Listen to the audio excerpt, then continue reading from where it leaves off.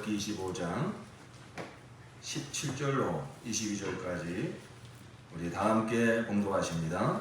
순금으로 길이가 2자반, 너비가 1자반의 속죄판을 만들어라. 금을 두들겨서 그룹 2개를 만들고 그것들을 속죄판의 양쪽 끝에 각각 자리잡게 하여라. 그룹 하나는 이쪽 끝에 또 다른 하나는 그 맞은쪽 끝에 자리잡게 하되 속죄판과 그 양끝에 있는 그룹이 한 덩이가 되도록 하여라. 그룹들은 날개를 위로 펴서 그 날개로 속죄판을 덮게 하고 그룹의 얼굴들은 속죄판 쪽으로 서로 마주보게 하여라. 너는 그 속죄판을 궤 위에 얹고 궤 안에는 내가 너에게 줄 증거판을 넣어두어라. 내가 거기에서 너를 만나겠다. 내가 속죄판 위 곧 증거궤 위에 있는 두 그룹 사이에서 이스라엘 자손에게 명할 모든 말을 너에게 일러 주겠다. 아멘.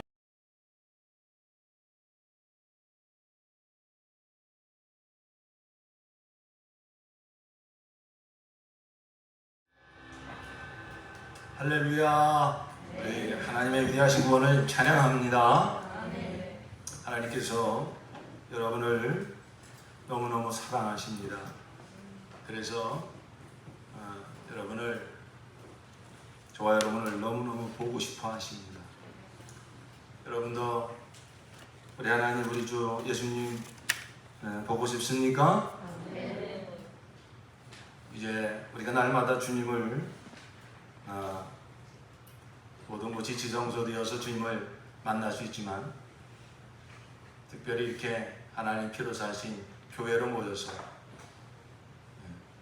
그 교회 가운데 임재하시는 그 영광으로 하나님께서 우리를 만나 주기를 원하시고 또 우리는 그와 같은 하나님의 임재를 사모하는 것이죠.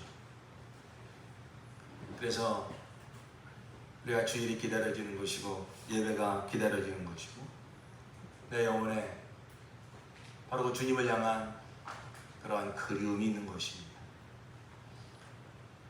그리고 그 예수의 한 피로 한 몸을 이루고 있는 우리 형제 자매들이 그래서 이렇게 보고 보아도 또 보고 싶은 그러한 그리움이 있는 것입니다. 우리 영혼에 그러한 그리움을 담아서 우리 옆에 계신 형제 자매님을 축복합시다. 형제님 보고 싶었습니다. 자매님 보고 싶었습니다.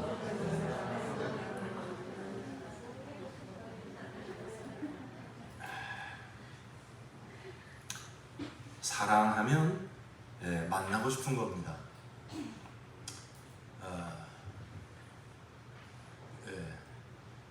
뭐 자주 만나지도 않는데 사랑한다고 하는 것은 이게 성립이 안 되는 말이에요. 사랑하면 무슨 수를 써서도 만나러 가는 것이죠. 그리고 만나고 나서도 또 만나고 싶은 것이죠. 그것이 우리 하나님의 마음입니다.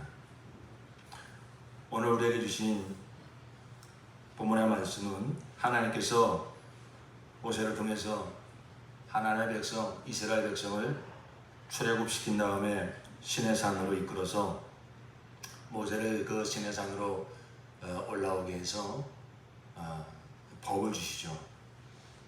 십계명 주시고 여러 가지 법을 주시죠. 근데 그 중에 특별히 이 성전 짓는 법을 주십니다. 그리고 제사법을 주십니다. 그 목적은 한 가지입니다. 나는 너희 하나님이다. 나는 너희를 사랑한다. 나는 너희와 너희 속에 거하겠다. 나는 너희를 만나고 싶다. 나는 너희를 만나고 싶다. 그래서 하나님께서 그 성전 짓는 법을 아주 구체적으로 가르쳐 주십니다. 여러분 성경을 읽다가 이 성전 짓는 법, 특히 제사 드리는 법을 기록한 이러한 출애굽기나 또 레위기나 또 신명기나 이런 걸 읽을 때 보면 어떤 때는 조금 지루할 정도로 뭘 그렇게 세세하게 말씀하시고 세세하게 기록하게 하시고 세세하게 이렇게 가르치고 계시는가 좀 생각이 들 수밖에 없어요. 오늘 우리가 읽은 본문의 말씀에도 보면 그 이제 성소 안에 가장 깊은 곳 지성소 거기에 이제 법궤를 만들고 그 안에 이제 십계명을 그 안에 집어넣고 이 법궤라고 하는 것은 뭐냐면 옛날에 괴짝과 같은 것입니다. 그래서 그 안에다가 이렇게 십계명이 적힌 돌판을 넣고 그 다음에 그 뚜껑을 덮고 그렇게 이제 그런 법궤를 만들려고 하나님께서 가르쳐 주시는 거예요. 근데 재료는 무엇으로 해야 된다? 순금으로 해라. 길이는 어떻게 되냐? 2자반, 너비는 1자반 그런 속죄판을 만들어라. 그 다음에 그 속죄판, 그 법궤를 덮는 그 뚜껑은 어떻게 만들어야 되냐면은 금을 두드려서 금을 일일이 펴가지고서 만들고 그 양쪽에는 이렇게 날개가 달린 그룹을 한쪽 끝에 한쪽 끝에 이렇게 연하여서 갖다 붙이는 게 아니라 금을 이렇게 두들겨가지고 세금 해가지고서 그런 판을 만들어라 이렇게 하나님께서 가르쳐 주고 계신 것입니다. 그게 얼마나 세세하게 말씀하고 계신지 몰라요. 그런데 그 목적은 무엇이냐? 22절에 보니까 내가 거기에서 너를 만나겠다. 우리 한번 따라합시다. 내가 거기에서 너를 만나겠다. 저는 이 본문의 말씀을 설교를 준비하며 있다가 아주 그냥 마음이 울컥했어요. 그 하나님의 심정이 느껴져서 그러니까 이렇게 세세하게 준비하시는 것은 목적이 한 가지예요. 내가 거기서 너를 만나겠다. 그 이스라엘 백성들, 이것은 이제 하나의 비유라면 실상은 무엇입니까? 하나님과 죄인, 하나님과 죄인 된 사람이 예수의 피를 놓고 예수의 피 안에서 만나는 그 만남을 다 상징하는 거 아니겠습니까?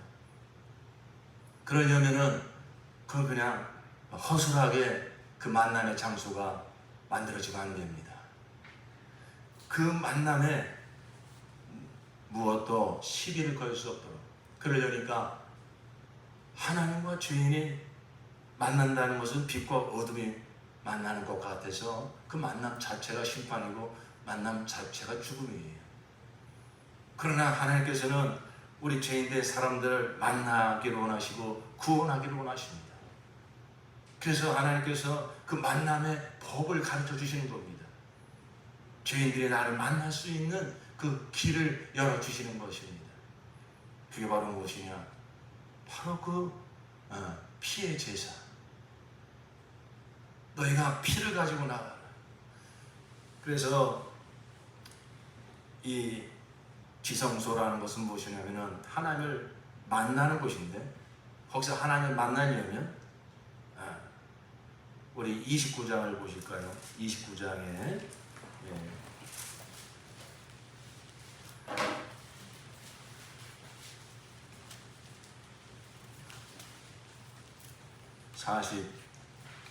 41절로 43절 시작. 너는 저녁에 두 번째 순양을 바칠 때에도 아침에 한 것처럼 같은 양의 곡식제물과 부어드리는 제물을 바쳐라. 이것이 향기로 주를 기쁘게 하는 살라 바치는 제사이라. 이것은 너희가 대대로 계속해서 주 앞 회막 어귀에서 바칠 번제이며 내가 거기에서 너희를 만날 것이고 거기에서 너에게 말하겠다. 내가 거기에서 이스라엘 자손을 만날 것이다. 거기에서 나의 영광을 나타내어 그곳이 거룩한 곳이 되게 하겠다. 그래서 그렇게 성막을 짓고 그 안에 지성소를 마련하고 거기에 법궤를 만들고 다 이제 하나님 만날 준비가 됐습니다. 집을 다 졌습니다. 이건 이제 집을 짓는 법이에요. 그러면 그 하나님의 집에서 어떻게 하나님을 이제 만나느냐, 그것도 하나님이 가르쳐 주시는데, 그것은 바로 순양을 잡아라. 1년 된 흠없는 순양을 잡아라. 그래가지고 그 피를 가지고 이제 그 제사장이 지성소에 들어와서 아까 만들라고 한 그 법궤, 그 언약궤 위에 피를 뿌리라는 것입니다. 피를 뿌리면 그 속죄판, 그 뚜껑, 두 그룹이 양쪽에서 날개를 펴고 이렇게 바라다보고 있는 그 법궤를 덮고 있는 그 뚜껑 위에다가 피를 뿌리면 하나님께서 거기서 만나 주시겠다는 것입니다. 내가 거기서 이스라엘 자손을 만날 것이다. 그리고 만날 뿐만 아니라 거기서 너희를 만날 것이고 거기에서 너에게 말하겠다. 왜 하나님께서 우리를 만나러 오시느냐 하실 말씀이 있다는 겁니다. 그 만나시고 말하겠다. 그럼 무슨 말씀을 하시느냐? 무슨 말씀을 하시느냐? 45절 46절을 한번 보십시다. 29장 45절 46절. 내가 이스라엘 자손 가운데 머물면서 그들의 하나님이 되겠다. 그리고 그들은 바로 내가 그들 가운데 머물려고 그들을 이집트 땅에서 이끌어낸 그들의 주 하나님임을 알게 될 것이다. 나는 그들의 주 하나님이다. 뭐라고 여러 가지 말씀을 하시겠지만은 그 말씀의 골자는 무엇이라는 것입니까? 내가 너희 하나님이다.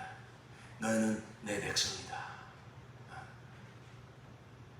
바로 너희가 죄로 말미암아 나를 만날 수 없었고 나와 관계할 수 없었지만 내가 너에게 명한 법을 따라서 너희의 죄를 대신 속죄한 그 속죄 피를 들고 내게 나와왔으니 내가 그 피를 받고 네 죄를 사하여 주고 이 피로 말미암아 나는 너와 다시 관계를 맺는다.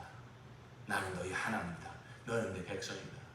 그런 말씀을 해주신다는 거예요. 하나님의 참 심정이 느껴집니다.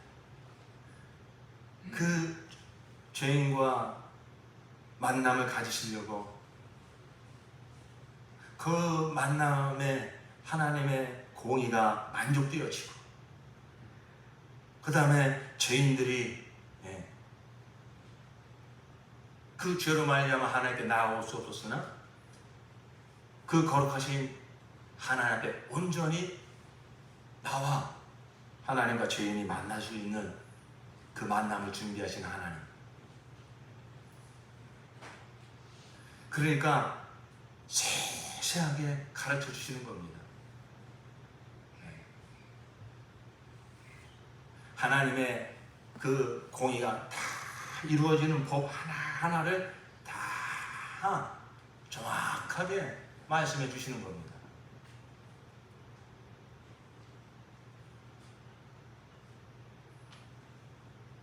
그러면서 하나님의 심정이 어떤 심정이었을까요? 우리 죄인들 편에서도 참 거룩하신 하나님 앞에 나간다, 하나님 만나러 나간다, 얼마나 흥분되고 얼마나 두렵고 얼마나 떨리는 일입니까? 그러나 우리 사람 편에서 보면 하나님을 만나지 못하면, 하나님께 나가 용서받지 못하면, 하나님과 화목하지 못하면 그건 멸망인 것입니다. 그러니까 우리 사람에게서 가장 중요한 문제는 먹고 사는 문제가 아닙니다. 어떻게 하면 내가 하나님을 만날 수 있을까? 어떻게 하면 내가 하나님께 정말 의롭게 나갈 수 있을까? 네. 그것이 우리 인류의 가장 큰 숙제죠. 우리가 스스로 그 길을 만들 수도 없고 우리가 스스로 하나님께 나아갈 만한 의를 갖출 수도 없습니다. 그것은 오직 하나님이 명하신 법도대로 하나님이 명하신 길을 따라 나아가야만 하나님을 만날 수가 있습니다. 우리 사람 편에서도 하나님을 만난다고 하는 것은 참 흥분되고 두려운 일이지만 하나님의 심정은 어떠하셨을까? 우리가 하나님을 알고 하나님의 사랑을 알고 보니까 우리가 하나님을 만나서 구원받은 은혜도 다시 한번 되돌아보니까 이건 내가 하나님 만나고 싶어서 만난 것도 아니고 내가 선하게 살아서 하나님 만난 것이 아니라 요한일서에 보니까 하나님의 사랑이십니다. 우리가 하나님을 사랑한 것이 아니요 하나님이 우리를 사랑하여 우리는 로마서 5장에 보니까 우리는 죄인 되었을 때 우리는 하나님과 원수 되었을 때 하나님은 우리를 사랑하사 우리의 죄를 그 아들에게 옮기셔서 그 피로 말미암아 우리를 화목하게 하시고 우리를 만나 주셨다고 말씀하고 있는 것입니다. 그러니까 하나님께서 우리와 만나기 위해서 그 만남을 준비하실 때 하나님의 마음은 얼마나 떨리셨을까, 얼마나 흥분되셨을까요? 그게 하나님의 사랑이라는 것입니다. 저 죄인들이 내가 부르는 이곳에 나와서 그 무엇으로도 해결받을 수 없는 죄를 해결받고 나와 원수된 이 죄의 문제가 영원히 해결되어지고 나와 화목하게 되고 나를 만나서 내가 저들에게 주고자 하는 생명과 사랑과 영광을 누리는 그 만남을 준비하실 때 하나님의 마음이 어떠하셨을까요? 이 성전 짓는 법을 주시면서 세세하게 길이는 이렇게 해라, 재료는 것으로 하라, 하나님의 심정이 느껴지는 순간에 천지창조가 생각이 났습니다. 창세기 1장에 태초에 하나님이 천지를 창조하시니라. 하나님의 천지창조는 지금도 우리가 얼마든지 누리고 경험할 수 있는 만물입니다. 빛을 만드시고 궁창을 만드시고 하늘의 별을 만드시고 바다의 고기를 만드시고 육지의 수많은 꽃과 나무와 짐승들을 만드시고 하실 때 하나님의 마음은 얼마나 좋으셨는지 몰라요. 바로 하루가 지나네 보시기에 좋았더라, 보시기에 좋았더라. 그 하나님의 심정을 보시니까 이 모든 것을 누릴 사람을 생각하면서 이것들을 기뻐하며 즐거워하며 아주 누리게 될 그 하나님의 형상을 따라 지음받을 그 사람을 생각하면서 그것을 하루하루 준비해 가시는 그 하나님의 심정. 명절 때 이렇게 부모님 집에 찾아뵈면 이제 부모님 되신 분들은 이제 아시죠. 자녀들이 추석 때 온다, 설날 때 온다. 그러면 며칠 전부터 부모님의 마음은 이렇게 설레는 것입니다. 이 자녀들이 올 때 뭘 해 먹일까? 그러면서 미리 방앗간에 가서 그저 쌀을 찢고 밤새워서 떡을 빚고 반찬을 준비하고 아버님 생존에 계실 때 이렇게 명절 때 찾아뵈면은 그저 이렇게 어머님이 떡을 갖다 주십니다. 떡을 먹으라고. 야, 이거 내 아버지가 밤새워서 이거 만든 떡이다. 그런데 아버지는 이제 그냥 이렇게 표시도 안 내시고 그냥 이렇게 계시죠. 그러니까 벌써 그게 부모의 마음이다 이것입니다. 자식이 온다는 소식을 듣고 참 준비하시는, 자식을 만나기 위해서, 사랑하는 자식을 만나기 위해서 정말 맛있는 떡이라도 하나 만들어서 주시려고 하는 그 마음, 그것이 바로 하나님 아버지의 마음. 천지창조하실 때는 그저 이 모든 것들을 참 마음껏 누리면서 즐거워할 그저 그러한 기쁜 마음으로 천지를 창조하셨다면 죄를 짓고 난 이 죄인들, 죄로 말미암아 위로하며 방황하며 그저 고난을 겪는 이 죄인들을 만나시기 위해서 그 만남을 준비하시는 하나님 아버지의 마음은 한편으로는 참 애달픈, 어찌 보면 참 아픈 그러한 사랑이었을 것입니다.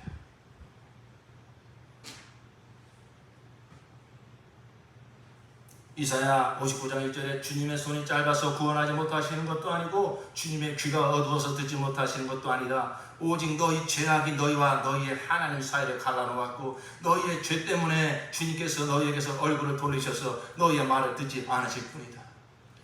하나님은 하나님의 형상을 따라 지음받은 사람이 하나님과 늘 사랑의 만남, 생명의 만남 속에서 하나님이 그들에게 주시고자 하는 것을 풍성히 누리며 정말로 영광스럽게 살아가기를 원하셨습니다마는 죄로 말미암아 그 만남이 끊어졌습니다. 그 관계가 끊어졌습니다.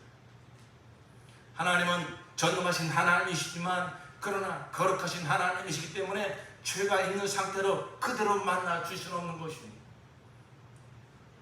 너희와 나를 갈라놓은 것은 너희 죄악이다. 너희 죄악이 너희와 너희의 하나님 사이를 갈라놓았고 너희의 죄 때문에 주님께서 너희에게서 얼굴을 돌리셔서 너희 말을 듣지 않았을 뿐이다.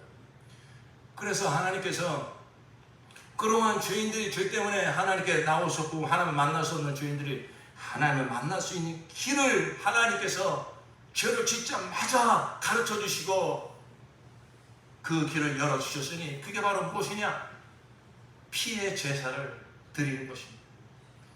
그래서 가인과 아담과 하와가 죄를 짓자마자 그들 스스로 그들의 부끄러움과 수치를 무화과 나무 잎으로 덮으려고 했지만 그것으로 덮어지는 것이 아닙니다. 그러한 것으로 덮고 하나님께 나아갈 수 있는 것이 아닙니다. 사람들이 스스로 만든 어떤 철학과 도덕과 종교는 그 잠시 자신들의 죄를 가리울지 모르지만 얼마 지나지 않아서 또 다른 수치와 부끄러움이 드러날 수밖에 없는 것입니다. 우리 사람들이 지은 죄를 정말 온전히 가리고 덮어줄 수 있는 것은 오직 하나님에게서 나와야 되는 것입니다. 그러므로 하나님께서는 그 피 묻은 가죽 옷을 그들에게 덮어주셨습니다. 바로 그것은 하나님께서 우리 죄인들을 구원하실 것을 그렇게 상징적으로 보여주신 것입니다. 그때로부터 에덴 동산 밖으로 쫓겨난 우리 사람들이 하나님께 나아갈 때 공통적인 그러한 법이 있습니다. 비록 모세가 율법을 받기 전에는 그 족장 시대에는 그 한 개인이 또 이렇게 한 재단으로 그 법을 만들었었고 모세 때에서는 정확하게 더 구체적으로 그 법을 가르쳐 주셨습니다만은 그 공통적인 무엇이냐? 피의 제물을 가지고 나와.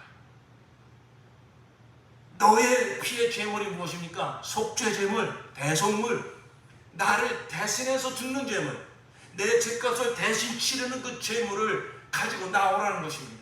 그러면 내가 너를 만나 주겠다. 그래서 반드시 거기에는 피가 드려져야 되는 것입니다. 그 제물이 그 죄값인 사망을 치렀다고 하는 증거로서 그 피를 흘리고 그 피를 가지고 하나님께 나아가면 하나님이 그들을 만나 주신다 하는 것이죠. 그래서 가인과 아벨의 똑같은 제사를 드렸어도 아벨의 제사는 하나님이 받으시지만 가인의 제사는 받지 않으시는 것은 열심이 중요한 것이 아니라 하나님이 정하신 계명이 들어있느냐, 계명이 들어있느냐.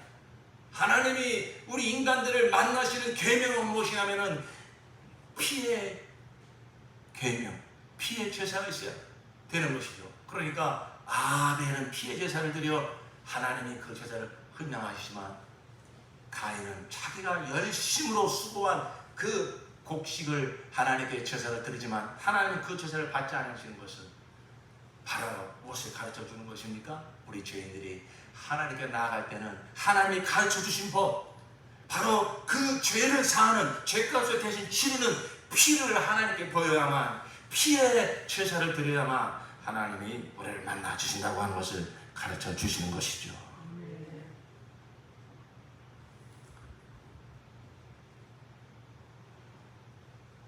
이와 같이 모세가 이 율법을 받기 전에도 하나님은 그 피를 놓고 만나 주십니다.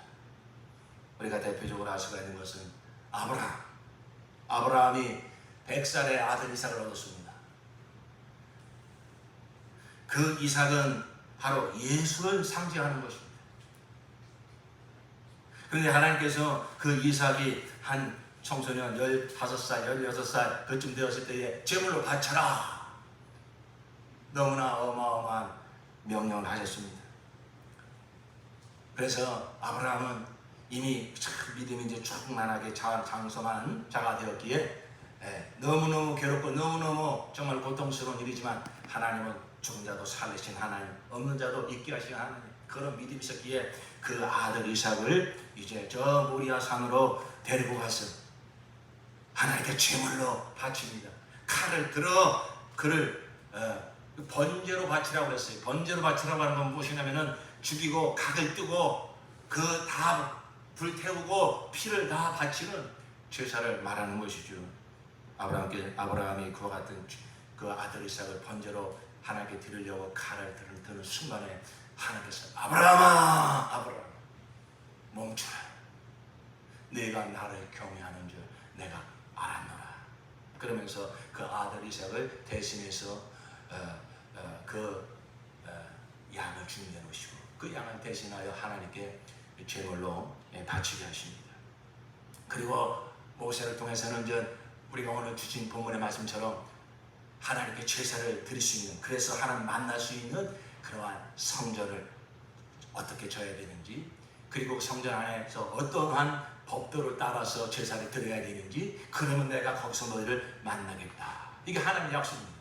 출애굽기 25장 20절 내가 거기에서 너를 만나리라.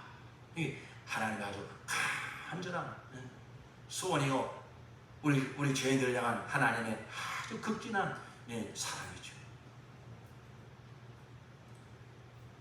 여러분,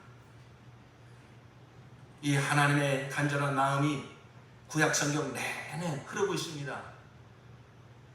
구약성경 내내 피의 강물이 흐르고 있지 않습니까? 너희가 아침 저녁으로 순양을 잡아라. 아침에 피의 제사를 드리고 저녁에 피의 제사를 드려라.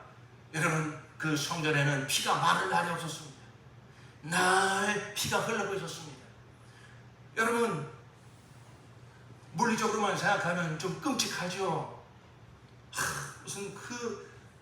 무슨 피를 그렇게 자주 흘리게 하는가. 그러나 그것은 바로 무엇입니까? 하나님의 마음입니다. 죄인들을 만나고 싶어 하시는, 피 흐름이 없은즉 죄사함이 없느니라.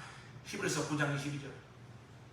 죄로 말미암아 하나님과 사람이 끊어졌지만은 그 죄인들을 부르시고 그 죄인들을 만나시기 원하시는 하나님의 간절한 마음이 그 피를 통해서 계속 흘러가고 있는 것입니다. 구약성경 내내 바로 그 예루살렘 성전에서 늘 피의 제사를 드리면서 그 피가 흘러가고 있는 것은 우리를 만나시기 원하시는 하나님의 간절한 소원, 하나님의 극진한 사랑. 이사야 1장 18절에 주님께서 말씀하신다. 오너라 우리가 서로 변론하자. 너희의 죄가 주홍빛과 같다 하여도 눈과 같이 휘어질 것이며 진홍빛과 같이 붉어도 양털과 같이 휘어질 것이다. 다른 번역성경에 보니까 오너라 우리가 서로 허심탄회하게 좀 얘기 좀 해보자. 우리가 죄를 가지고 하나님께 나아갈 길이 없습니다. 어떤 사람은 좌절합니다. 어떤 사람은 하나님의 법을 듣지 아니하고 그저 양심을 따라서 어떤 종교적인 그러한 수행을 가지고 하나님께 나아가 보려고 합니다. 아니다. 너희의 죄가 사함받으시는 것은 주홍처럼 붉은 너희의 죄가 눈과 같이 휘어질 수 있는 것은 내가 너에게 가르쳐준 대로, 내가 너에게 명한 대로 그 죄물을 잡고 그 대속물을 잡고 그 피를 가지고 나와라. 그러면 너희의 죄가 사함받을 수 있다. 왜 주저하느냐? 왜 좌절하느냐? 왜 헛된 길을 찾느냐? 나하고 좀 허심탄회하게 얘기 좀 하자. 나를 만날 수 있는 길이 있어. 내가 아무리 죄가 주홍같이 붓다 하여도 내가 명한 대로만 나온다면, 내가 명한 대로 피의 제사를 드리고 나온다면 네 모든 죄가 사함 받을 수 있단다. 그게 내가 정한 법이란다. 내가 그 피를 보기만 하면 내가 너의 죄를 영원히 기억하지 아니할 것이다. 나랑 좀 얘기 좀 하자. 나랑 좀 변론 좀 하자. 허심탄회하게 얘기 좀 하자. 이게 네가 살 길이다. 그렇지 않으면 너는 멸망한다. 그렇지 않으면 너는 저주받는다. 그렇지 않으면 너는 그 죄값 때문에 마지막 날 심판을 피할 길이 없단다. 거기서 구원 받으시는 길 내가 여기서 열어놨으니 제발 좀 나에게 나와. 나랑 얘기 좀 하자. 내 얘기 좀 들어봐라. 하나님의 그 그러한 간절한 마음입니다. 우리는 이제 압니다. 이 모든 것이 바로 우리의 유월절 양, 하나님의 어린 양 예수께서 오셔서 이루실 하나의 그림자요, 하나의 모형이라는 것을 우리가 알 수 있습니다.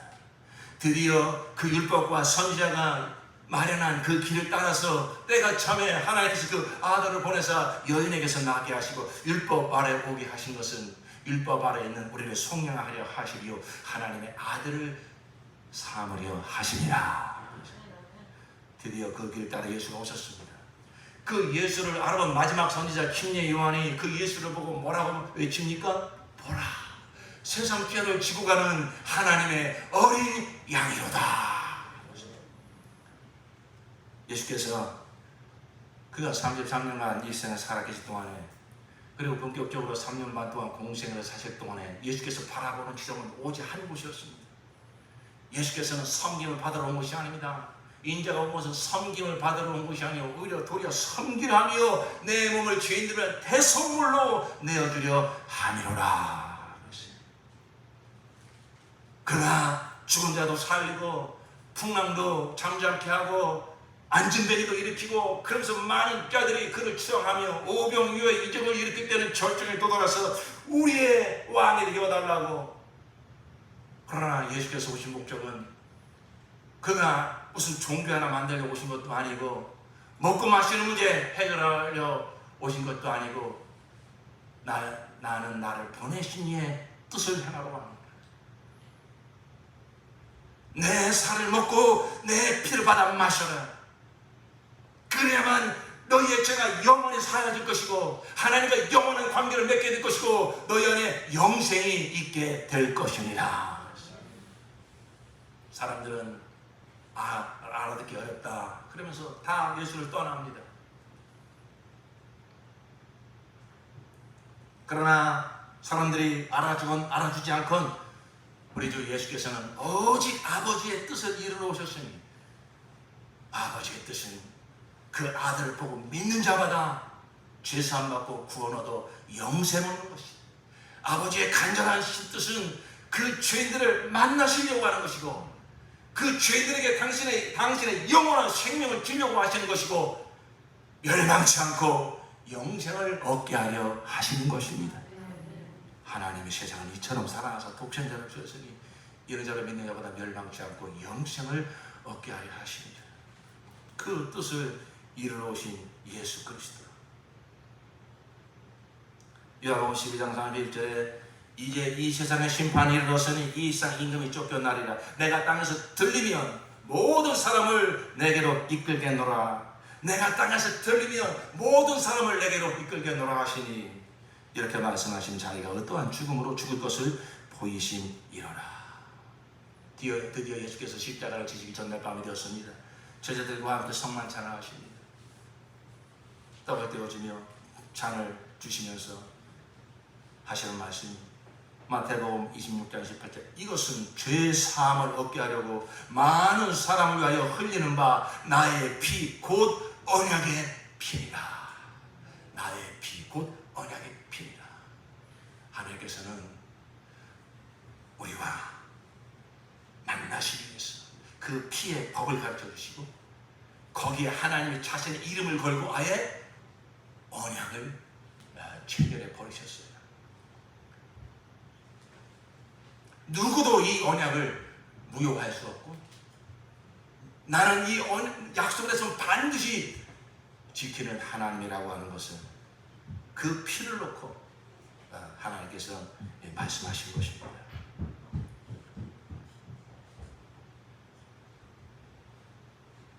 드디어 예수께서 창세전 아버지의 뜻, 에덴 동산에서 아담과 하와가 타락한 직후에 여인의 후손이 오면 그 죄에서 너를 구원할 것이다. 어떤 방법으로? 그 피로써. 그러면서 점점 더 구체적으로 점점 더 정확하게 메시아가 어떻게 오실 것이고 어디에 오실 것이고 그 오시면 우리를 어떻게 그 죄에서 구원할 것인지, 그 수천 년 동안 그 길을 예비하게 하시고, 그리고 그 피에 제사를 드리게 하시면서 준비해 오신 그 길을 따라 예수께서 오셨고, 예수는 오직 그 아버지의 뜻이 이루어지는 그 골고다 언덕을 향하여서 그 일생을 그곳을 목표로 하여 걸어가셨고, 드디어 때가 되었을 때에 예수께서 그 골고다 언덕에 오르셔서 십자가에 달려 살이 찢겨지시고 물과 피를 다 쏟으시면서 죽으시니, 바로 그것은 히브리서 8장과 9장과 10장에 기록하고 있는 것처럼 짐승의 피는 육체에만 뿌려지고 육체가 지은 죄를 1년밖에 사하는 효력밖에 없다. 그러나 하나님의 아들 예수 그리스도의 피는 우리의 죄를 원죄와 성품죄와 자범죄와 과거와 현재와 미래와 모든 죄를 영원히 단번에 사하는 능력이 있느니라.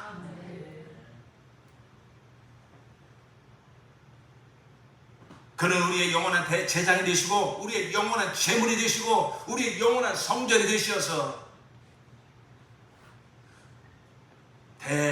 구약의 대제사장은 죽으면 또 다른 대제사장이 또 그 직분을 감당해야 됩니다. 짐승의 제물은 아침 저녁으로 늘 반복해서 드려야 됩니다. 대속죄 제물은 1년에 한 번씩 계속해서 드려야 됩니다.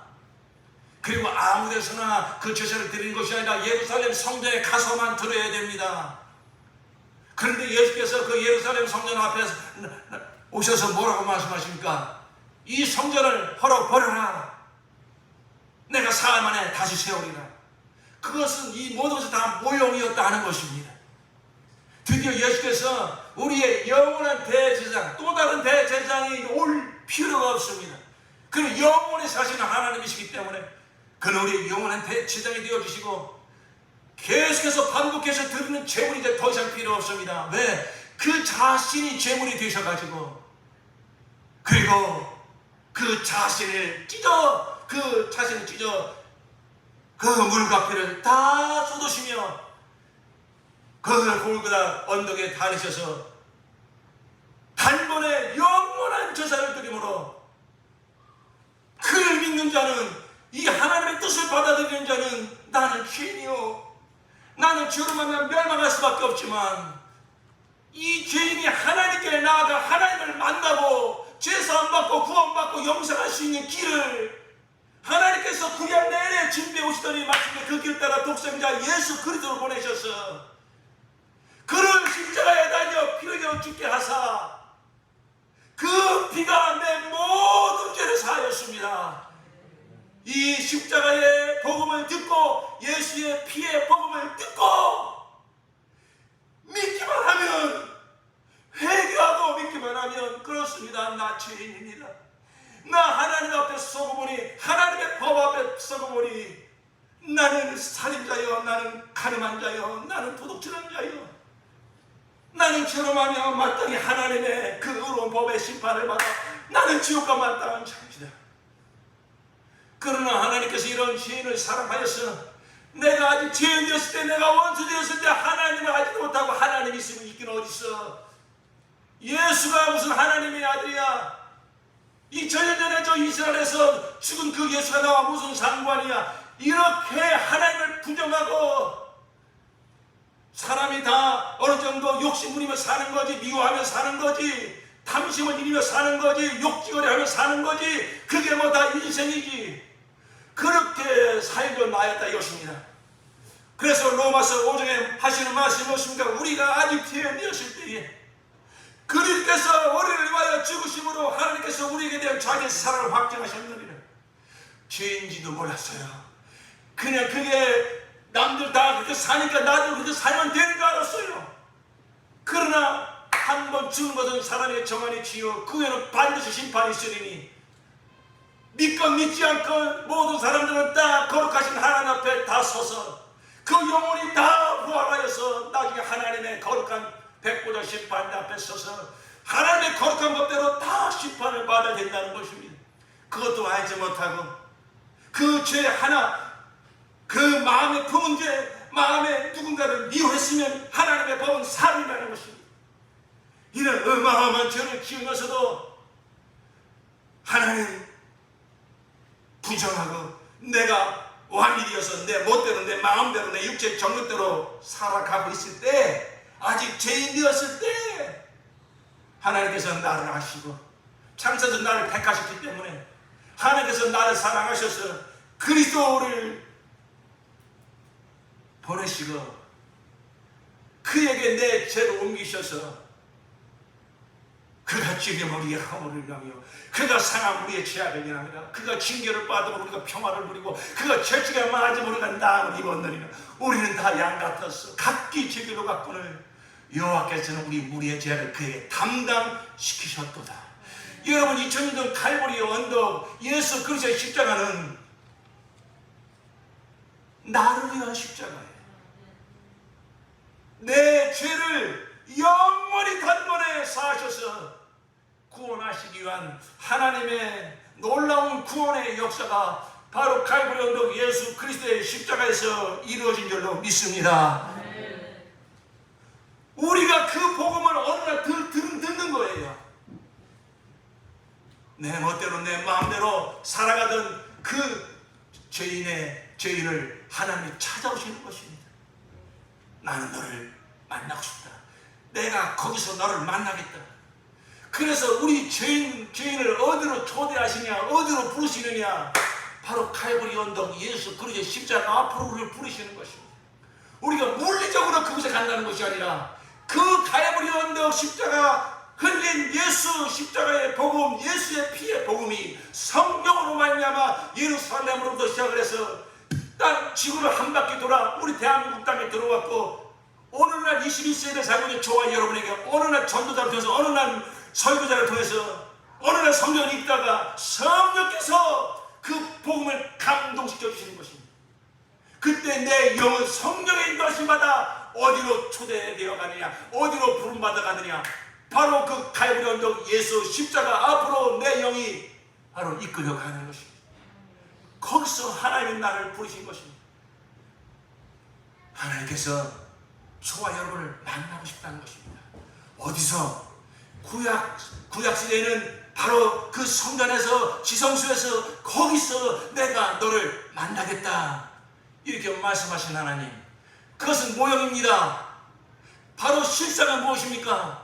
예수 십자가, 예수의 그 몸을 찢고, 예수의 그 몸을 찢고 흘러나온 그 예수의 피, 여기가 진정한 성전이요, 예수가 진정한 대제사장이요, 예수가 우리의 영원한 진정한 대속물이 되어 주신 것입니다. 하나님께서 그리로 내 영을 부르신 거예요. 하나님께서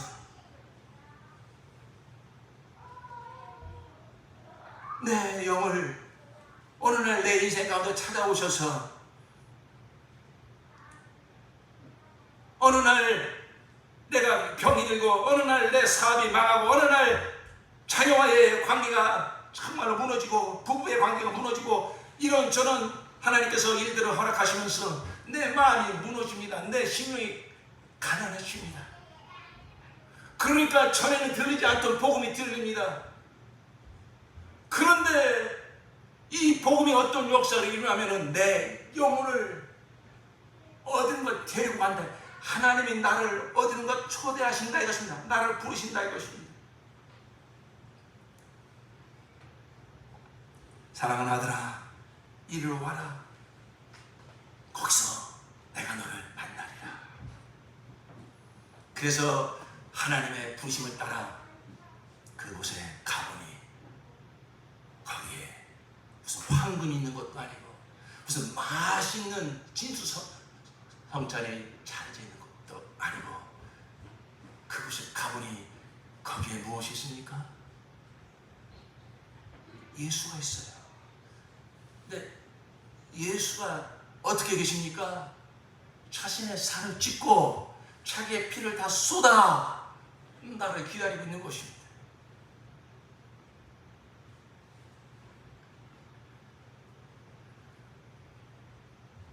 로마서 5장 10절에 이어서 계속 하시는 말씀이, 우리가 원수 되었을 때에 그 아들의 죽으심으로 말미암아 하나님으로 더불어 화목되었은즉 화목된 자로서는 더욱 그의 살을 증인하여 구원을 얻을 것입니다. 죄인 정도가 아니라 원수, 아주 원수로 하나님이 싫어하는 건 아주 골라서 하는, 교만하고 내가 주인이고 내가 왕이고 육체의 정욕대로 하나님의 영광을 위해서 살아야 될 사람이 이와 같이 원수 짓을 하며 원수 되었을 때에 하나님은 그 원수 같은 죄를 심판하시는 게 목적이 아니라 그 죄를 사하여 주시고 거기서 우리를 구원하여 자녀 삼으시려고 하나님께서 그 아들을 죽이시고 내 죄를 그 아들로 담당케 하시고 그리고 나를 계속 부르신 것입니다. 그 자리로 부르시는 것입니다. 옛날 어느 시골에 아버지와 아들이 살고 있었어요. 이 아들이 크면서 얼마나 아버지 속을 썩이는지 모릅니다. 자꾸만 이웃집에 와서 고구마도 훔쳐오고 애들을 줘 패고 돈을 뺏고, 그래서 아버지가 때로는 매를 해도 듣지 않습니다. 사정해도 이 아들이 듣지 않습니다. 점점 커가면서 점점 더 악한 짓을 합니다.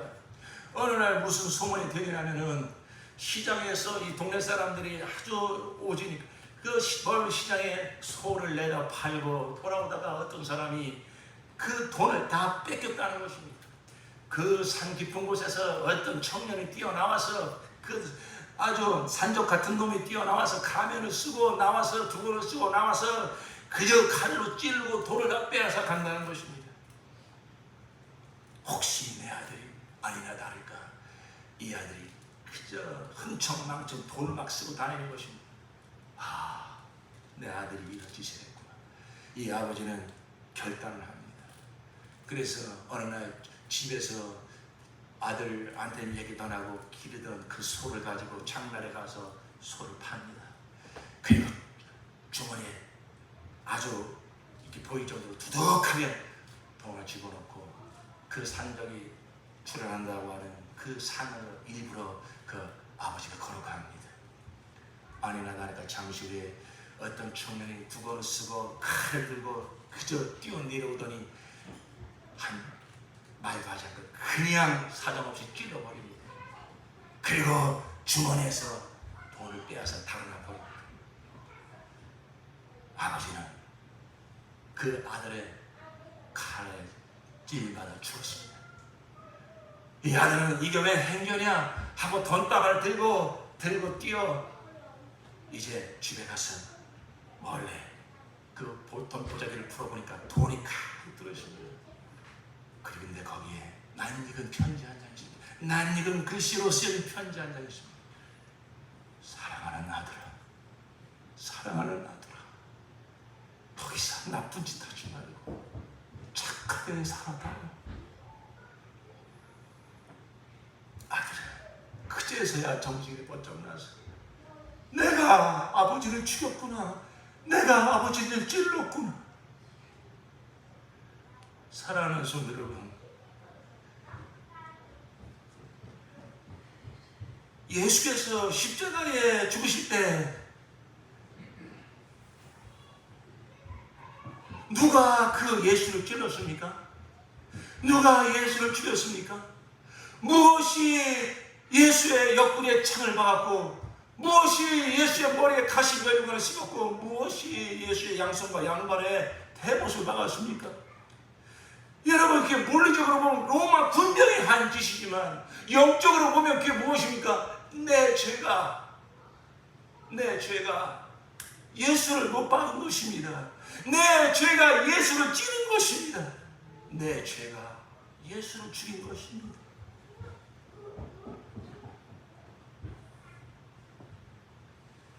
우리가 우리가 원수 되었을 때에 그 아들의 죽으심으로 말미암아 하나님으로 더불어 화목되었으니 화목된 자로서는 더욱 그의 살아심을 인하여 구원 얻을 것이니라. 놀라운 것은 그와 같은 일을 준비하시고 그와 같은 일을 준비하시리가 누구냐? 하나님 아버지다. 왜냐하면 그 아들이 우리의 죄인들의 대성을 되어 피 흘려 죽는 그 길이 아니고서는 우리가 하나님을 만날 수 있는 길이 없습니까? 짐승의 피가 아닌 아무런 죄가 없는 하나님의 아들이 오셔서 저와 여러분의 대성을 되어서 저와 여러분의 죄를 대신 짊어지시고 그 죄값을 치르는 피의 죽음이 아니고서는 우리의 죄가 영원히 단번에 사함받고 하나님과 화목하게 되고 하나님을 만날 수 있는 또 다른 길이 없으니까요. 내가 길이요 진리요 생명이니 나로 말미암지 않고는 아버지께로 올 자가 없느니라. 예수께서 십자가에 피 흘려 죽으시는 그 순간 하나님과 죄인들을 가로막고 있던 성수와 지성소를 가로막던 그 휘장이 예루살렘의 그 휘장이 위로부터 아래로 쫙 갈라져 버렸습니다.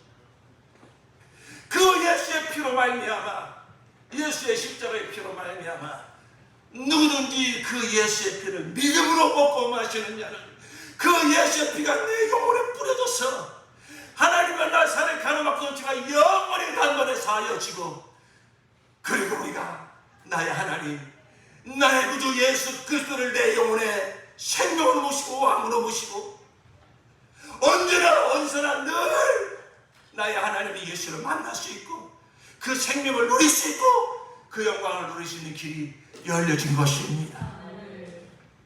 사랑하는 성도 여러분, 이스라엘 백성은 출애굽할 때에 문설주와 문지방에 그 양의 피를 발랐습니다.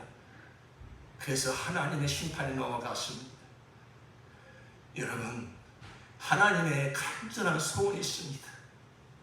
내가 이제까지 어떻게 살았건 어떤 죄를 지었건 어떤 원수 노릇했건 상관없다. 내 말을 들어라. 그 죄는 네가 또다시 착하게 산다고 해서 없어지는 게 아니다. 네가 종교적인 어떤 열심과 종교적인 수행을 통해서 그 죄가 사여지고 내 앞에 나를 만날 수 있는 길이 열려지는 게 아니다. 나를 만날 수 있는 길은 내가 정하고 그 길을 따라 내가 너를 사랑하여 내가 내 독생자를 내어주었다. 이삭은 예수를 상징하는 거예요. 아브라함이 칼을 들어 그 이삭을 내려치려고 할 때 하나님께서 멈춰라. 그리고 그 아브라함에서 그 칼을 빼앗아서 2000년 전 그 모리아 산이 바로 골고다 언덕입니다. 아들 이삭을 바친 그 모리아 산, 그게 바로 그 모리아 산 그 꼭대기가 바로 갈고리 언덕 골고다예요.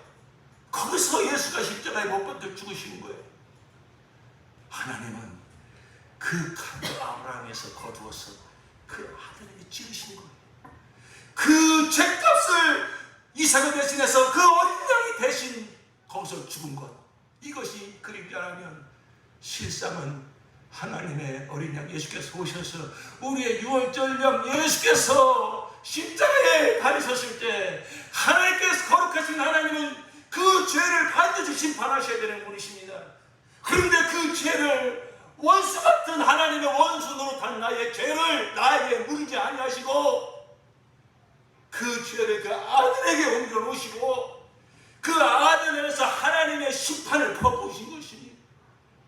그래서 예수께서 십자가에 죽으실 때 엘리 라마 사박다니 그 죄값을 받아내서 하나님의 진노의 잔을 한 방울 남기시 받아내시는 그 고통을 호소하시는 것입니다. 그리고 이 복음이 그때로부터 시작하여 땅끝까지 전파되게 하시면서 하나님의 창세전 택한 영혼들을 부르시는 것입니다. 사랑하는 아들아, 사랑하는 딸아, 이리로 오너라, 이리로 오너라. 하나님의 부르심을 받아 성령의 인도하심 받아 내 영혼이 나아간 곳은 어디냐? 예수 그리스도의 십자가. 하나님, 뭐가 있습니까? 나가보니 그 아들을 죽이고 그 아들의 살을 찢고 아들의 피를 다시 쏟아서 영혼의 잔치를 벌이신 거예요. 이걸 먹어라, 이걸 마셔라. 그래야만 네 죄가 영원히 사라진다. 그래야만 내가 너와 화목하게 된단다. 그래야만 내가 너의 하나님이 된단다. 내가 너의 아버지가 된단다. 그래야만 내가 내 나라의 백성이 된단다. 그래서 예수께서 공생애를 시작하시면서 첫 마디 하신 복음이 무엇입니까? 회개하라, 천국이 가까이 왔느니라. 누가 예수의 피를 경험할 수 있습니까? 누가 예수의 피를 마실 수 있습니까? 내가 죄인임을 아는 자. 이 죄는 그 무엇으로도 사함받을 길이 없군요. 나는 멸망할 수밖에 없군요. 그때에 들려준 하나님의 복은 무엇입니까? 아니다, 내가 너를 만나리라. 그러면서 하나님의 열심으로, 하나님의 사랑으로 죄인이 하나님께 나아가 죄를 완전히 사함받고 하나님과 화목하게 되고 하나님의 자리가 될 수가 있는 복음을 듣게 되는 거예요. 그 앞에서 나는 죄인이라, 나는 바로 하나님의 구원이 필요합니다. 하나님이 나 같은 죄인을 위해서 독생자 예수를 보내시고 이 죄를 영원히 사시고 십자가에 그를 못 박아 죽게 하시고 그 죄값을 감당하시는 예수의 그 아들의 피를 흘리게 하셨으니 누구든지 그 피를 믿는 자는, 누구든지 그 피를 마시는 자는 죄사함 받고 영생하게 된다고 하는 복음을 내가 믿습니다. 내가 바로 그 피가 필요합니다. 내 영혼에 그 피를 뿌려 주시옵소서. 이렇게 우리가 예수를 만나는 거예요.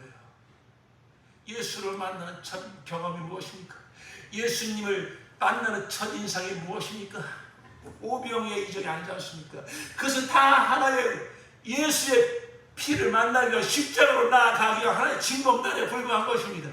여러분이 하나님의 병고침을 받을 수도 있고 어떤 문제 해결받을 수도 있을지 모르지만 거기서 구원이 이루어지는 것은 아닙니다. 하나님은 우리를 어디서 만나기를 원하십니까? 구약시대에 바로 지성소에 피를 제사를 드리게 하면서 거기서 내가 너를 만나겠다고 말씀하신 하나님은 바로 그 시장에 무엇이라면 독생자를 보내셔서 십자가에 피 흘려 죽게 하시고 그리고 죄인들을 부르시는 것입니다. 성령으로 말미암아 이리 오라, 이리 오라. 이 지구 역사에서 가장 자비로운 초대, 사람의 이성으로 정말로 납득할 수 없는 하나님의 위대한 초대, 그 초대를 받아 나가는 자들을, 자기가 어렵다고 생각하는 자는 절대 그 십자가 앞으로 나가지 않습니다. 예수를 믿어 내 인생 문제 해결을 내가 받으려고 하는 자는 그저 오병이어가 그 현장 앞에 서나 있을 것이지 십자가 앞으로 나가지 않을 것입니다. 그는 어느 순간 내가 죄인이구나, 무엇으로도 이 죄를 해결받을 수 없구나, 성령의 비침을 통해서 내가 하나님의 그 거룩한 법으로 비침받아 죄인을 깨닫는 자는 주여 나를 용서하여 이 죄에서 나를 구원하여 주시옵소서. 그럴 때 바로 십자가의 복음이 들려져서 바로 너의 그 모든 죄가 그 십자가의 예수로 말미암아 영원히 단번에 해결되었느니라. 그 증거가 예수의 피니라. 내가 그 피를 받아 마시겠느냐? 아멘. 주 예수여, 내가 바로 그 피가 필요합니다. 이와 같이 내가 주의 이름을 고백하고 회개하고 예수의 십자가의 복음을 내가 받아들일 때 그 순간 그 죄인은 십자가에서 하나님을 만나게 되는 것입니다.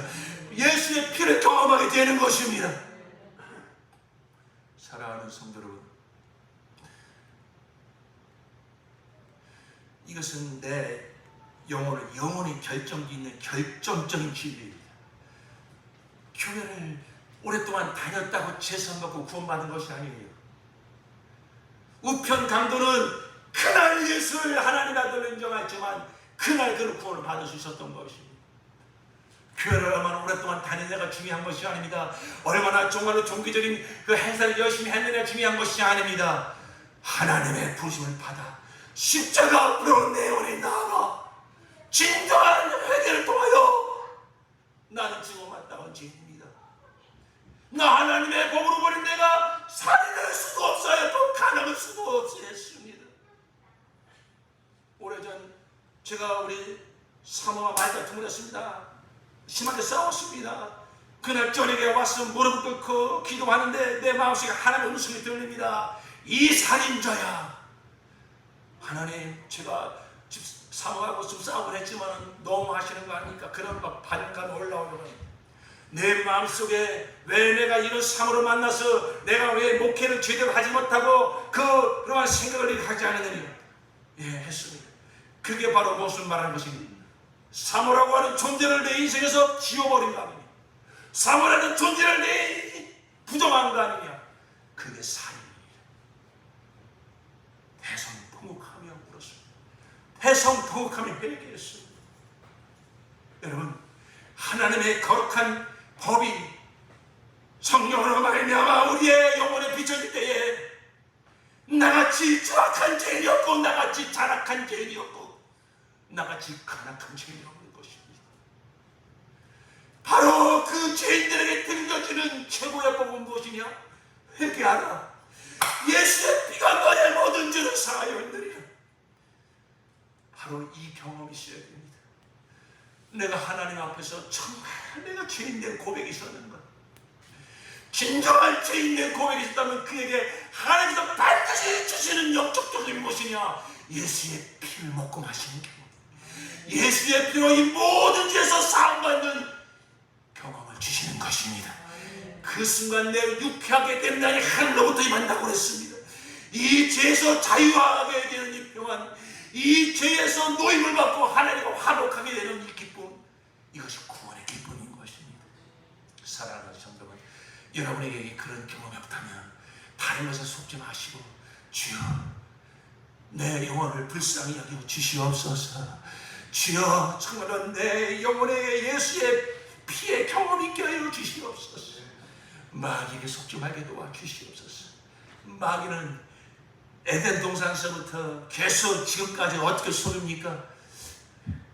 야, 내가 그렇게 한 데는 다 이유가 있어. 네가 그렇게 잘못하고 넘어진 데는 다 이유가 있어. 네 부인 때문에 그런 거야. 네 남편 때문에 그런 거야. 네 자식 때문에 그런 거야. 환경이 그래서 그런 거야. 여러분, 하나님께서 아담을 부르십니다. 아담아, 내가 어디니? 여러분, 그 순간 아담이 내가 하나님께 범죄했습니다. 자기의 정체를 내가 죄인입니다 하고 하나님께 나왔다면 그 순간에 그는 구원받았을 것입니다. 그러나 마귀에게 마음을 빼앗긴 이 아담의 마음에서 무슨 생각이 듭니까? 하나님, 저 옆에 내가 따먹으려고 했어요. 여러분, 이게 바로 마귀 생각이에요. 하나님 앞에 나가지 못하게 하는, 십자가 앞에 나가지 못하게 하는, 예수의 피를 경험하지 못하게 하는 이 사탄의 속임수에 넘어가면 안 됩니다. 내가 잘못하고 내가 뭐 실수하고 내가 뭐 죄를 진 건 다 이유가 있는 것처럼, 다 합당한 것처럼 합리화시키고 자기를 변명하게 만들고 자기를 주장하게 만드는 것입니다. 가인을 향해서 하나님 주신 말씀이 무엇입니까? 내 죄가 내 마음 문 앞에 엎드려졌지만 너는 내 마음을 잘 지켜서 그것을 받아들이면 안 된다는 것입니다. 여러분, 우리는 그때 예수의 피소를 드려야 됩니다. 예수의 피소를 드려야 됩니다. 그 죄 하나하나가 이 세상에서는 아무런 죄가 아니라고 말할지 모르지만 하나님의 법으로 본 것 다 사입니다. 하나님의 법으로 본 것 다 지옥 가야 되는 죄다. 바로 그 하나님의 피수를, 예수의 피수를 들어야 돼요. 그래서 예수께서 거기서 하나님의 그 거룩한 심판을 받은 거 아닙니까? 그러나 예수의 피수를 이어서 뭐라고 말합니까? 바로 그 죄는 그 무엇으로 사함받을 길이 없지만 내가 너의 죄를 다 담당하고 피 흘려 죽었으니 나는 죄인입니다. 내가 잘못했습니다. 사랑 원망하지 말고 환경을 닦아지 말고 하나님의 그 법으로 찔림을 받아서 하나님 앞에서 다윗처럼 내가 왕이니까 얼마든지 이럴 수 있는 건 아니냐고 자기의 죄를 져가는 나라 선생을 죽여버리라고 그 왕의 권한을 가지고 얼마든지 할 수 있었지만 그러나 은혜받은 자 하나님의 사람 다윗은 그러지 않았습니다. 자기의 죄를 누군가 지적해 왔을 때에 하나님 앞에 무릎을 꿇고 하나님, 나 죄인입니다. 내가 죽어마땅한 죄인입니다. 하나님 앞에서 나는 범죄했습니다. 바로 그와 같이 무릎 꿇고 회개했을 때 하나님께서는 그의 죄를 사하여 주시고 그를 받아주신 것입니다. 이제 우리는 예수의 피소리를 들읍시다. 내 나를 부추기려고 하는 내가 나를 투정하려고 나를 합리화시키는 소리에 넘어가지 마시고 예수의 피소리, 내 마음에서 혈기와 분노가 올라올 때, 내 마음에서 간악한 생각이 올라올 때 십자가 앞에 나아갑시다. 거기서 예수의 피소리를 들읍시다. 나의 별거 아닌 것 같은 이 죄가 그 예수의 피가 흘려져야만 사함을 받는 그런 어마어마한 죄구나. 내 양심은 괜찮다고 말하고 쥐사람도 괜찮다고 말하지만은 그게 진정한 위로가 아니요, 예수의 피 뿌림마다 용서받는 것이 진정한 위로인 줄로 믿습니다. 우리는 이제 얼마든지 우리의 마음에 예수의 피 뿌림을 받아서 얼마든지 회개하고 죄에서 자유함을 얻고 하나님과 화목하게 되었으니, 사랑하는 성도 여러분, 예수의 피를 붙들고 늘 회개하는 삶을 살아가시기를 예수 여러분으로 축원합니다.